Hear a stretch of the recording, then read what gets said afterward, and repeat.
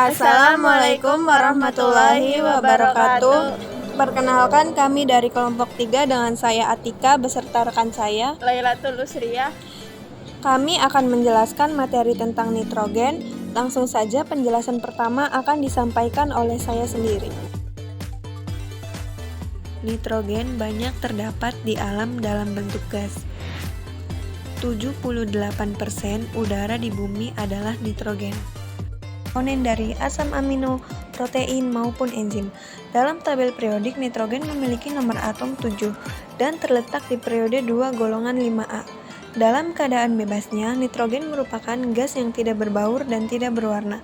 Nitrogen merupakan unsur yang cukup stabil dengan ikatan rangkap 3 pada molekul diatomiknya. Bagaimana manusia bisa mendapatkan nitrogen untuk metabolismenya? Nah, tentu saja dari makanan yang dimakannya.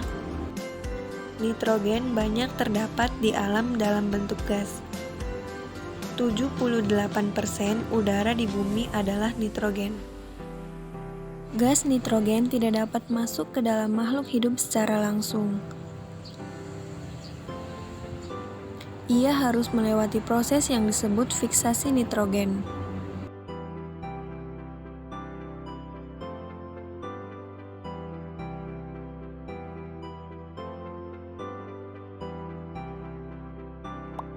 Dibantu oleh bakteri Rhizobium yang hidup di akar, tumbuhan nitrogen akan diubah menjadi amonia. Amonia kemudian akan diubah menjadi nitrit dan nitrat oleh bakteri nitrifikasi.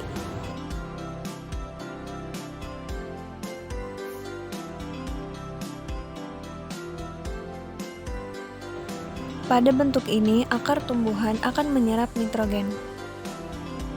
Perubahan gas nitrogen menjadi molekul nitrat juga dapat dibantu oleh petir.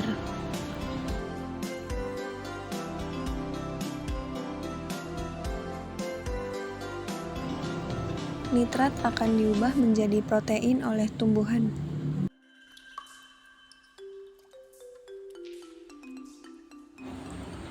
Tumbuhan kemudian akan dikonsumsi oleh hewan atau manusia. Kemudian dibantu oleh dekomposer, sisa-sisa metabolisme makhluk hidup akan dikembalikan ke tanah dalam bentuk amonia.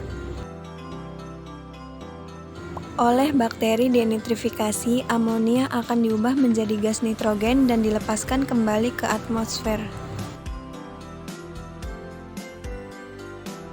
Sehingga kadar nitrogen di udara akan selalu tetap. Berikut manfaat nitrogen. Pertama, tekanan udara di dalam ban bertahan lebih lama. Ban beredar di pasaran, memiliki pori-pori kecil yang berada di lapisan luarnya. Udara termasuk nitrogen perlahan-lahan keluar lewat ini, sehingga tekanan udara di dalam ban juga perlahan akan berkurang. Dengan udara biasa, nitrogen memiliki molekul yang lebih besar. Jika tekanan udara tidak mudah berkurang, molekul yang besar ini membuat nitrogen dapat bertahan lebih lama di dalam ban dibanding dengan udara biasa. Akibatnya tekanan udaranya pun lebih lama bertahan.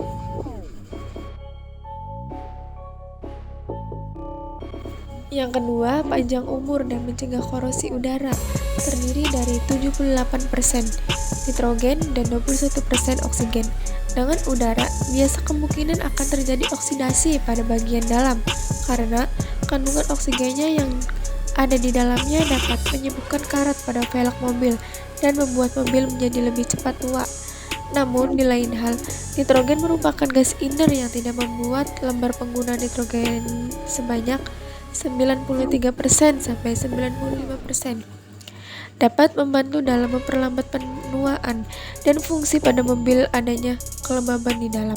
Namun, menurut para ahli, juga memiliki batas usianya sendiri meskipun oksidasi dan karat pada belum terjadi. Mereka menyarankan agar jangan terlalu sering menggunakan mobil dengan ban yang sama.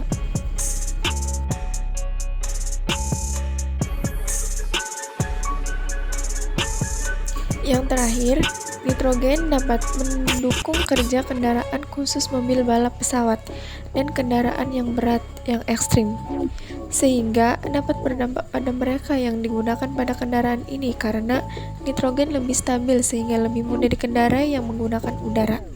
Biasa, ini sangat berguna terutama bagi mobil balap yang ke-9.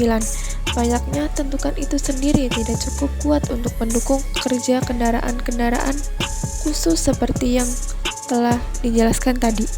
Udara mengandung kelembaban tertentu yang bervariasi dari satu dengan yang lainnya.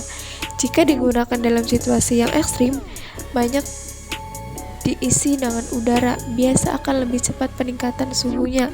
Yang tinggi inilah yang membuat ban sulit dikendalikan dengan nitrogen sebenarnya.